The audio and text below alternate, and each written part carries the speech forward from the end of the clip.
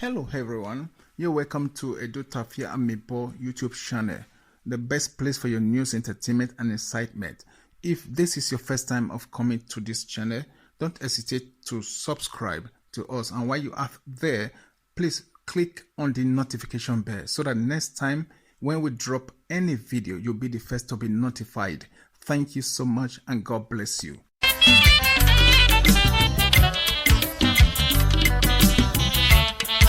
Otu ni o ma jeje no je wedi sakpata ihe ka wata we record o gbo maybe okpa ye record be ya revo we dere oge no na ma go temeni wena we ave mu record la dian we be ya revo ma be ge ki gbugbo ne we la wa be nu kai la wa teme ma la wa ayu pon ki ameve la wa ya wie we regbe avie nu we regbe do nu we gbe o yi o fi ogori nu be iwe nonsense nínú uni ubere otu no we ya mudia yun loko no gigi ya o magi sunu no hin mana no ekomi o ye fi asikrekere na ni o ri mana ni mami na ni me ko ya enjoy so gwaga ike ti o ma ni me so bo re yan ya wa sun record gbelu wa gbon wa sun gbe de ni wa deva wa ku e keke beru moyi won lo ye bo view wa wa obi omefi wa obi omofi e wana ma kokoro wa e wana ma plaster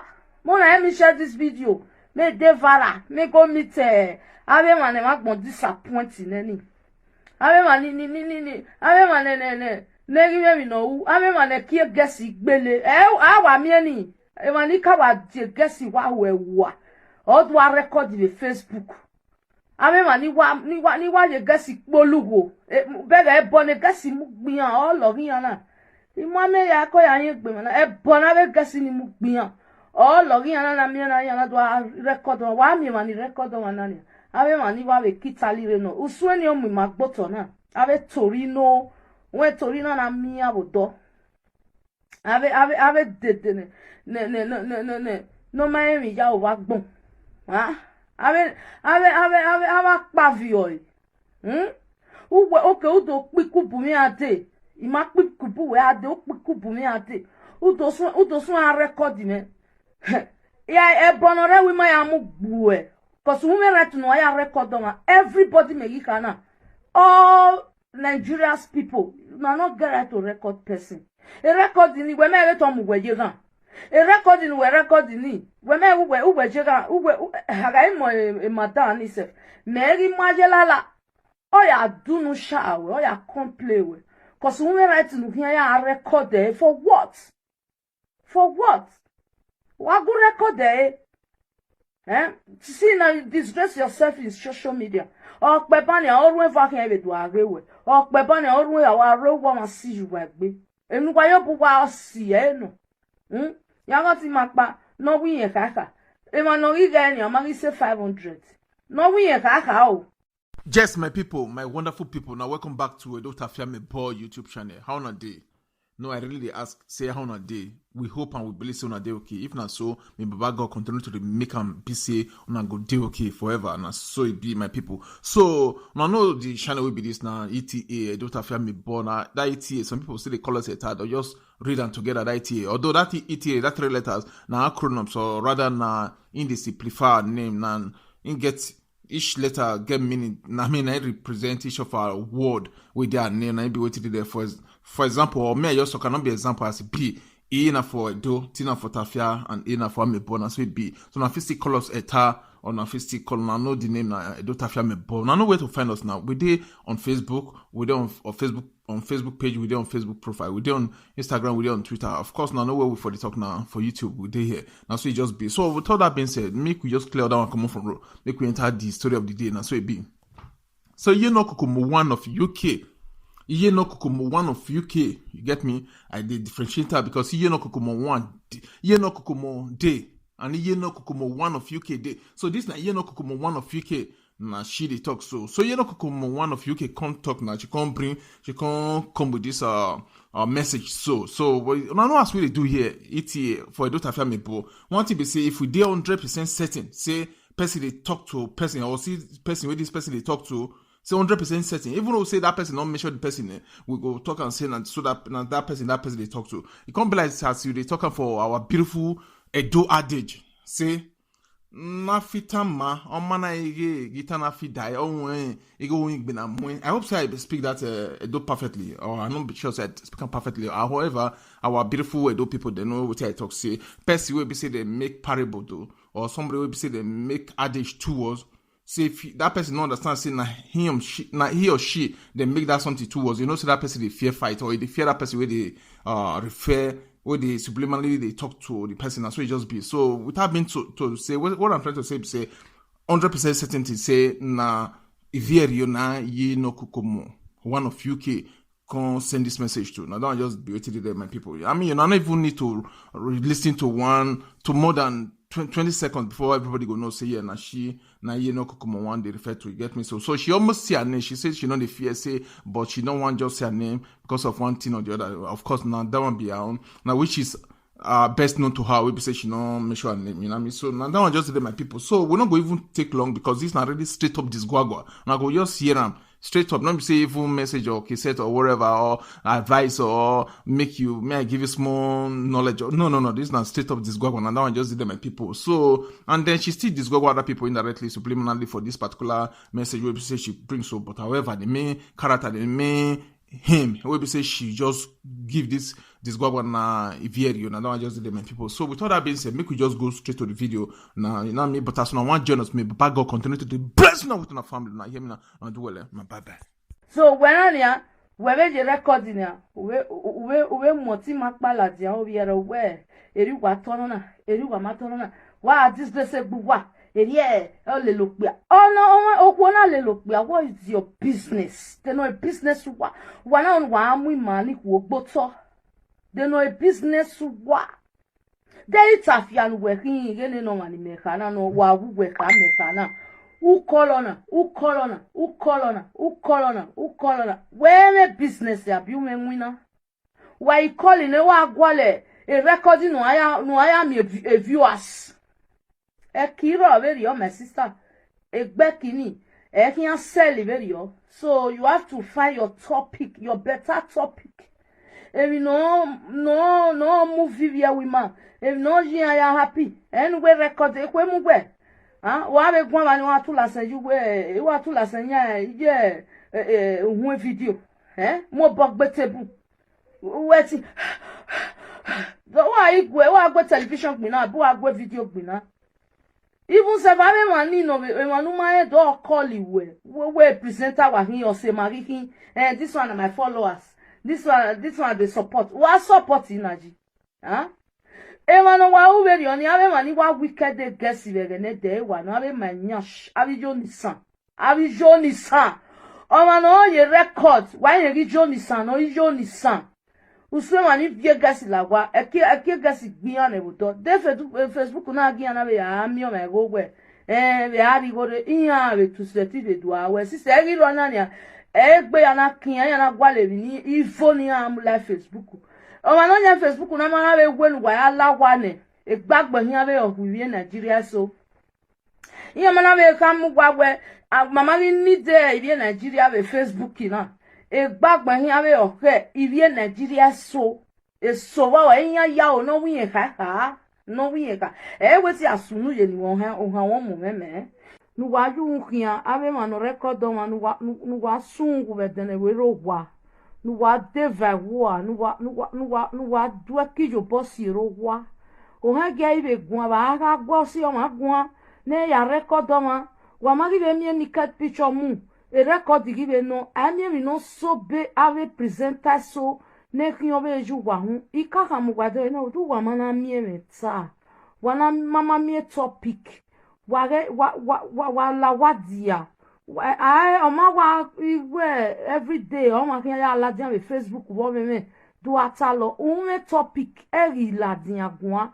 wa eri record do ma ave recorder I was dan I was ni pogui I was o se no si o ma gijeke awe na gbegbe gwa na tell no regbe ko me gbe oge no wa sun a record do ma record nu wa gbe o agbon we wa record do ma wa sun gu be tene boro wa deva wa ave ma no ye record do ma o ki an fiyan gu be we bona except o ma ni ka ma we nu record yin o ana record o mani mama wa nu record o gege a record e bo gun o ma e record ni won yan si we la within cause kiane o le lo imi like mo na me share this video no ya ave mani frustrated neni ave mani depressed ave mani ne ma gbon disappoint ave de ne ma gbon fine ave mani me win on Facebook no we a presenter why am we record your ma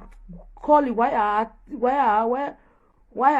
record the record the gbu wa gbon wa fian wu wa deva wo o ma no record me be ni mana ka me no record me o hian sun wu be de woro wa ma understand why because those agwe u was those gu e do ulawa ika ham gwade no wa mana mi topic ita wa di o wa ja I got Ladian every day.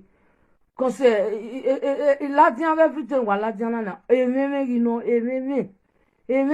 huh? We're going in here. You know what record there? New recording every agbo. E ma ba. Ave money we ma ba. Ekin we doni. E ma baba masoy. You are not ashamed of yourself. Do not depress you. You go to hospital. No giari hunu. So waiting to a record on our meme. Oh meme we're here. Huh?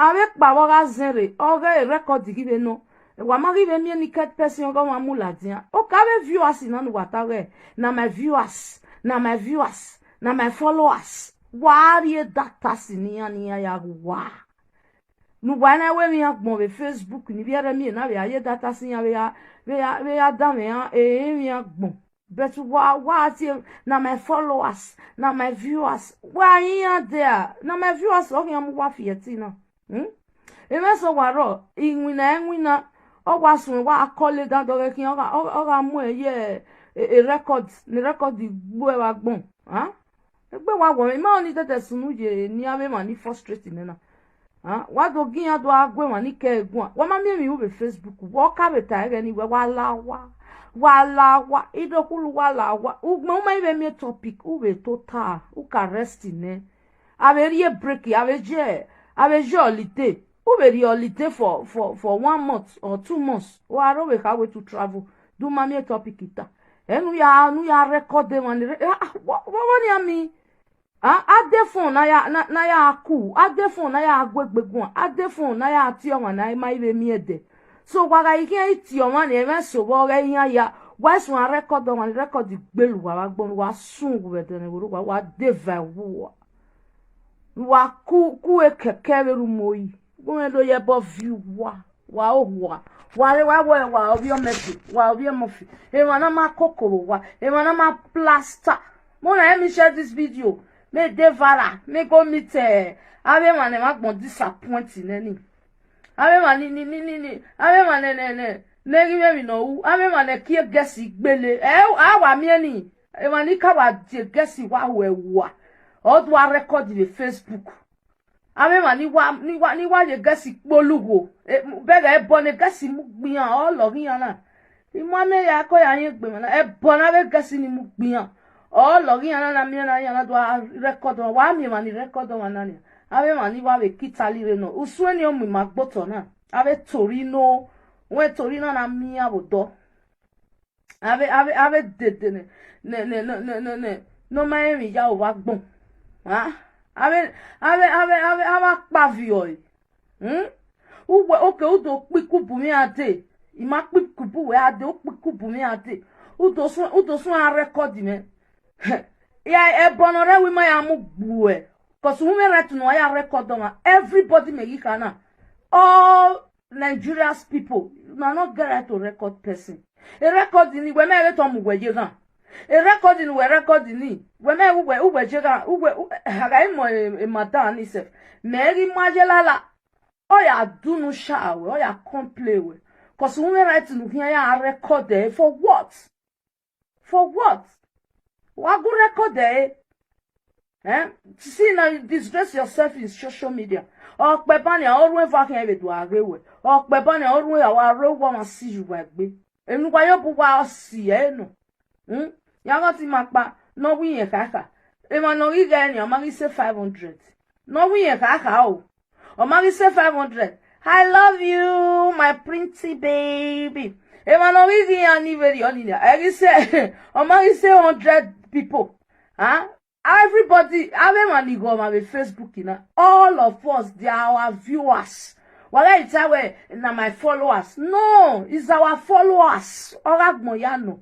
If you are avec Beragopone, avec Enemana, Evina Verini, Velegopona, you have a Kelemina Verini, but oh, pay data so here. Oh, pay internet of here. The reason why I have this one of my followers, this one of my followers. Wape ni every month ya. Or you going to wamiani no wanata we monetize. Uwari ni awa. Uwari na we ave followers ni. Wari ni viere. Iviere ga commenti. Wawi ama commenti se. Iya ga be like. Wawi ama be like se. Iya ga gwa. Wawi ama gwa. Oh ari mu viere. Ha give you calling why a records. You know we Facebook get fake accounts. Wama give you a back with that because you are facing a Japan, real name of Japan. Why are blocking your Facebook? Ave recorder. Ave recorder. So, Emmanuel, you record, Emmanuel, why are you frustrating, you disappointing, and you have depressing, understand me na iya me ke imuge wa ere we bo kan won no ya do record ma we ri epo we ari ogwa ari Nigeria ya total na ye lawa ri gba na carry your bag and go home e ke do ata we eri mego eri won na e Facebook we na do ata we ri mego ari me na e ke ge gbelu wa ko ne o wa ye Facebook ya hie kana ki sa we ki po ki hie ya okay, we here do a recorder. Ubega any record the ogwe ma selling ya. O ma sell. No ya ewe otu ni o ma jeje no je we di sakbata. Iya ka wata we record o boy maybe okpa ye record be ya revo we dere oge no na ma go temeni. When we have record Latin, we ya revo ma bega kick bu we la wa be nu kai. La wa temema la wa. Ayu pon ki ameve la wa ya vie were gbe avie nu were gbe do nu gbe o yo fi ogori nu be iwe nonsense ni nu ni u bere otu no we ya mu dia yu loko no rigi ya o mari sunu no hin mana no ko mi o ye fi asikere na ni o ri mana ni mami na ni me ko ya enjoy but when o come here 1000 when o come here 800 na ni no ya mu dia we yu loko be unwe na we do ni imagine wa weka marasa so when ania we be recording ya we moti makpala dia o biere we eri wa tono na eri wa matono na wa this dey say gbuwa eri o le lo pe no okwo na le lo pe what is your business they know a business wa na wa amu imani ku ogboto they know a business wa they tafian working gele no mani mekana no wa weka mekana ukolona where business ya bi menwina why calling e wa gwale e recording no aya me viewers e kiro very your my sister e gbe kini e can sell very your so you have to find your topic your better topic. If you no movie via women. If no you are happy. Anyway record e kwe mugwe. Wa be gwan ba ni wa tula san ju we wa tula san ya je ohun video. Mo bogbe table. Weti. Wa igwe wa gbe television gbin na, bo wa gbe video gbin na. Even se ba me man ni no we manu ma e do call iwe. We presenter wa hin o se marikin. This one are my followers. This one they support. What support energy? Emano wa uberi oni ave mani wa wicked de guess ne de wa no ave manyash. Abi Joni san. O mano ye record. Why ye Joni san? No Joni san. Uswe mani vie guess la wa. Eke guess gbian e buto. De Facebook na gian ave ya mi o me go we. Be ari go de iya we to seti de do awe. Si se ri ro na ni egbe yana kian yana gwale ni ifo ni am live Facebook o ma no nya Facebook na ma be gwenu wa ya lawa ne egbagbo hin abe ohuwie Nigeria so iya ma na be kam gwagwe mama ni de irie Nigeria be Facebook na e gbagba hin ave oke irie Nigeria so e so wa ya o no wi ha no wi ka e weti asunu ye ni won ha won mu meme you understand sisu wa we gbagba hin oku wa ave man record ave man mo a private party ladian ave man ni toge ave man ni ono bring on down wa mi sure coronavirus na wa hin lele ari owa cause e man ni coronavirus gbe ni ake mo ladin asiko ya mo mi dunu eyin yere e uri e bega ni man understand do mo record wa pe abi a frustration no it's true frustration no yeah frustrating cause in winero ige iro ege sell bega iya ya unye ya ezuo zo ya mitan e ma no gele wa am bi edo no bi edo ne gelegele no wa am bi Nigeria no bi Nigeria na gbonoro we ya ha mo ta fon wegwe erina record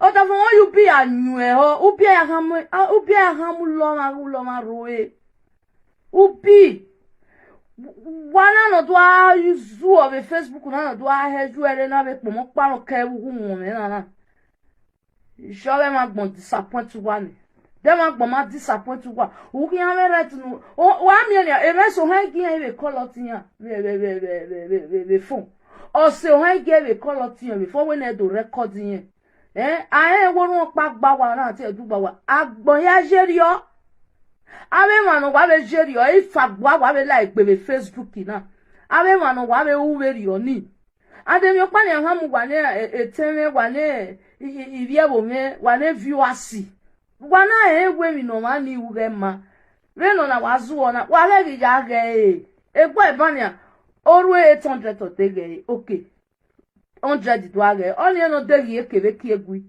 wa le iga giyan no te ma gbono ju wa gogo kosuga file una file data siwo igo wo ya file eyan rigo we nu wa ge wa ipayin wa ni re kosi yan ma join okay we that lad yan be ni Mr. Lawa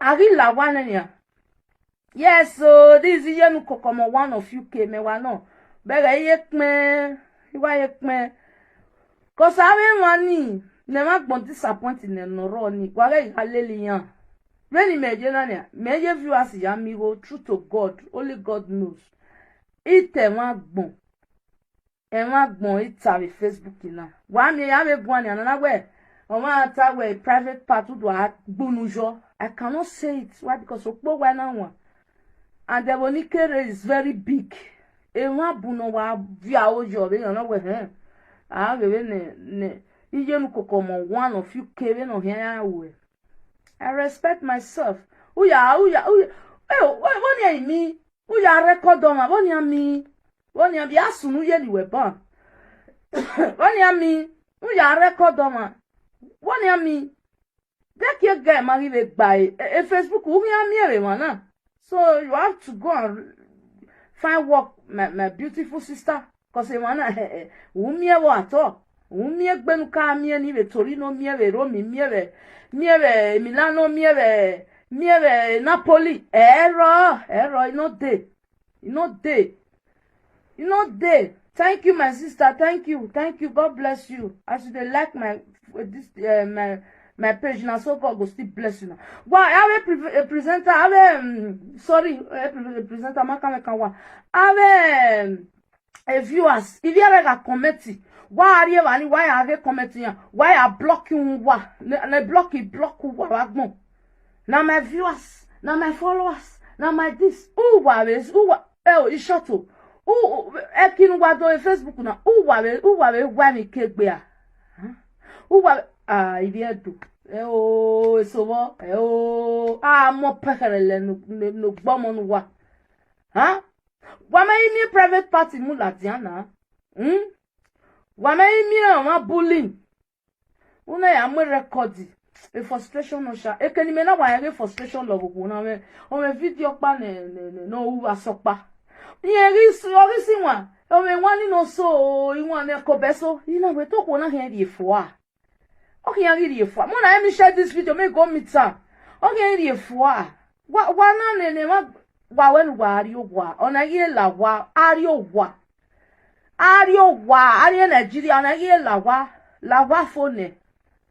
No we wa anywhere na ari wa. Go home. And they man over do ki no magbana man no ka hian ve tomatoes in the kie. E new bini e ring growth. Ave man lele ki gbesi soje je mana ande kwere muyan awe kwe mama agi aki ekwe mama agi aki ave viewers na ave fake account ni wa na ma ba gbon ave ma no wa really fuck up wa mu huyan wa fian mu ju hu emila wa fian je wa ifi huyan ni wa mu nya mila ko ewe o emu gu mu nya huyan sisi yan huyan respect gbiyan. Understand me now? I'm not respected me on Facebook now. Why respect it? No man respected me. Why we are in a bebwa? Cause you man wa ma we. Sisi ya we. Ya head do I head you. Okay. It's short to. On have fo. I will be over baby. On have fo baby. Why? Also, we say so are Facebook now or media. Ne zoni ya fo. Iye gie fo. Aviana no call lele dadera na o call Germany. Okole France, okole UK, okole nokpa, okole ya. Oke kira rezo ni ganyo, umiri no sieza masona, ame yana no, no, aviano record na, wano, and which is very bad. And then you pani ave tamuwa, if you women no ma bagmo, ave fe kakati no ma wa to wa ikbe wa yeva wa manuwa wa yeha manuwa. Yana no wa go asenwe no wa do ka ege no ni me no watakpa ege ne deni ni ana ka we Nigeria ni do ma na ti alawuyan o wi yen rijo o gwa na ka yin mo na do fiance ni e de Facebook na beje wa re yiyan wa gian fiance no ave le Facebook fiance no wa re yiyan wa mana mi o ma ve wa mu music okpa we Facebook wa ge wa pe wa ya enjoy wa ye data so wa ya pe music ni ave man ne ma gbon disappoint ave man no ku di dokere ne ave man ne no ku e kekere mu erumo ni agian wa mi yan ni we no we ni ya ehun wa fele wa pra ehun o fele we wa Oko wano riri wina siena, egbe woe. O wano riro wodo, o wodo negbe oko. Iya woda fun egbo kie. Iwino wa kole na rekode. Ibe ki ame blame ya ni rekodo mana o. Ishowe wano we on mi bigbon no marwe no. Why? Because o wano gele on bi e do ne pataki. O ya rekodo bi buawe. O ri kanwe kan no ana ya rekode. Wori kanwe kanwana wana rekodi wamana ame topiki ave nyana wa short wama ame topike wa kiemi wala wa beno ko ni ka wo wala wa ori me wa ari Nigeria ewe bo mi ro pa iro as far as wa me free data si ya re Facebook ya we media una igare Nigeria ene pari gbagba vagba ha imasho wa me ganu aya no aya record on imasho wa me na ya record on u ya record o he gi ma ri kole o si o he gi ma ri kole o ti o he gi ma ri kole o ma no si ko egwe ya be kolo ma na be do record me ekwe mu wa you people no dey shame emi ya wa na wa ri egbe ladian la wo ishoga wo le deti me ma no we Facebook na Imi aha me no la wo no wa bandi ivie Nigeria e me Nigeria ivie de so wo we ya o wa bandi yan iya iwe Facebook na di ya mana iwe Facebook na ga di yan la wo no wa se ti wa mu wa fi yo wa ri fun wa record on wa ibe we ni me so se fe me so o he bi amu yan we na be do mu e social media wa be gwa na gbazi o han mo bi ele be ni mere ma na bania ma ya biti me no tama me gwe ni ma be na kayaku so han la mo o be ni mere mi diana na ya be mu yen la di o ikan me ma ne ma gbon disappoint ma no depress ma no frustrate All do amwe inyo ave la dia Facebook. Bring your topic. My topic we la dia. Umami topic ita. La wa agbese. Umami gbese ne ya we sports. Cause e gba ma me topic ita. Ya we sporty. Cause happiness is free. Oma no iko ko si yan ori ebi. Gumemwe nwa apala dia no wa bege. Gumemwe nwa apala dia. Oma no ri ye si yan na. E gbe boy. Inwine na record oje. Guys, this one, ubere, ona ma okpa ma ya ro no de. Awon gbe oho onwin. Eso ye be mu anyola dia be social media ya ga vaya ri moroko ye vie.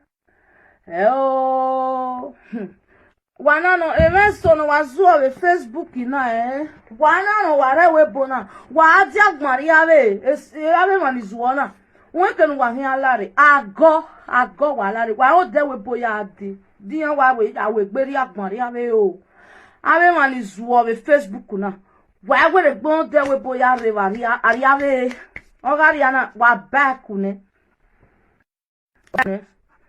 so anyway do come over.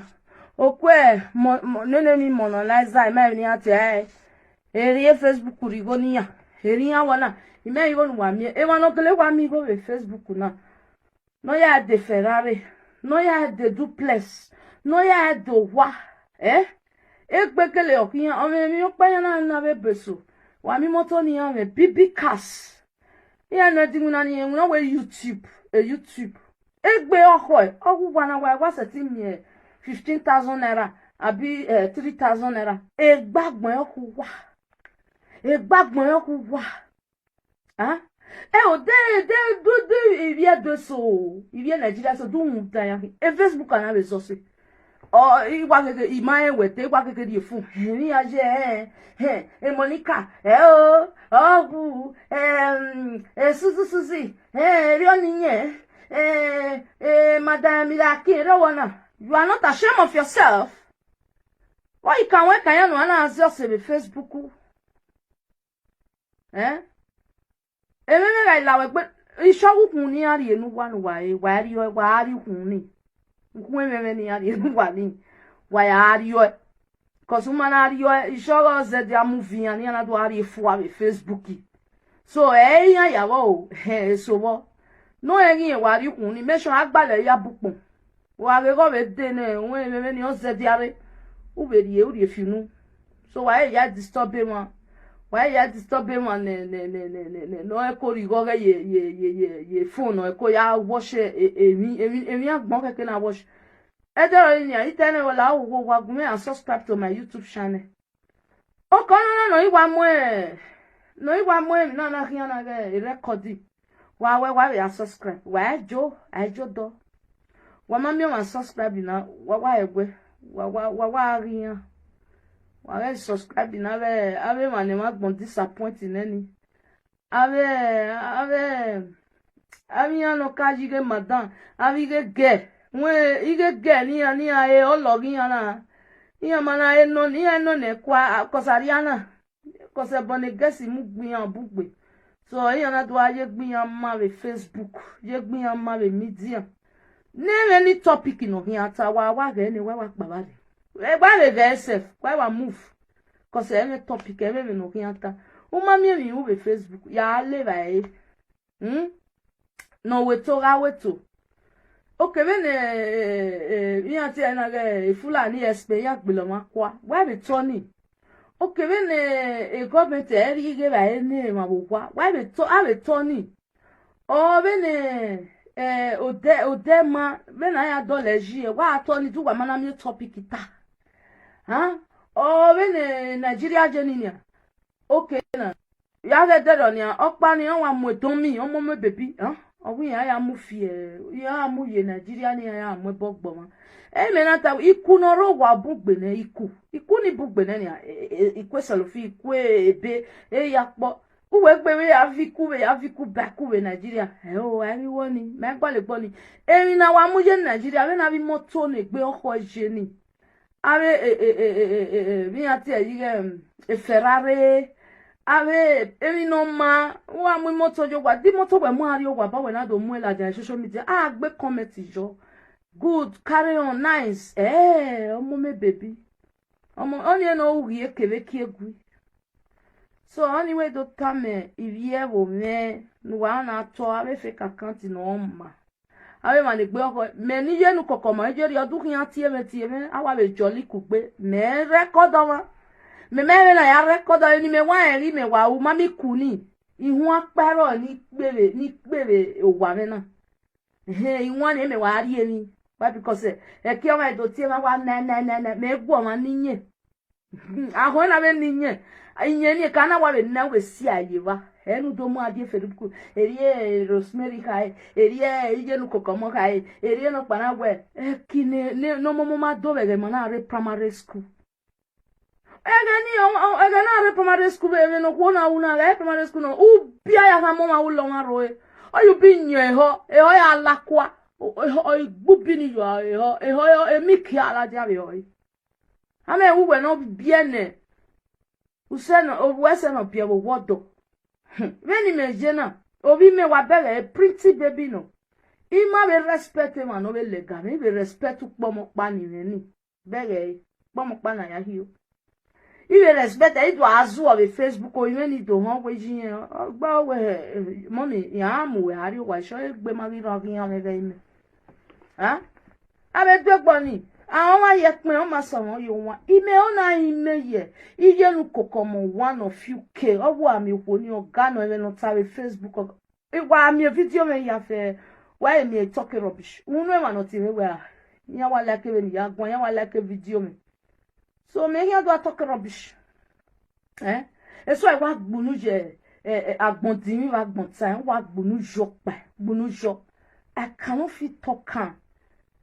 Uma respect egwe, u respect a family we, u respect man lilelu here. Enu do agwani have Facebook, do agwani have media. There we mari gba. Who are you kuni no yo abi eni? Who abi eni wa be yore gba ere we be do kan. Understand? So anyway nita wa to wa pe Sabade ba wa be mo na go to my YouTube channel, mo na go subscribe to Iyenu Kokomo one of UK. E standing e by Matia Bonwe ibuderi enu. Anybody know ye record on Holy Ghost fire. Anybody know ye we are record anybody. Holy Ghost fire. Holy Ghost fire. Wa mwe pogbiyan wa tie bone. Wa na bi o ma no na wona pe record. Wa he wa comment jo wa tie bone. Oga you comment or do we try. You understand me na? So no neki magiedo di henu ari Nigeria.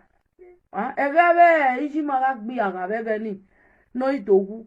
Ewe bo kan bi ere na be di ekpi na ari wa tota. Ewe bo ahan when you go home. Ikata do na we usun ne snow gbele bere ni amagi gba. We oni ni figbere na aji munu po ni bege ni. Sorry to say this one. It's no worrying already am I basse and do swim and the black boy so you ego ni ave frustrate. You do am me you me Facebook. I love you guys. Mona let me share this video. God will bless you na nyafun. Why me why because happiness is free. Understand? Happiness is more so free. And mo pale atan me that una rewu happy put music then enjoy yourself.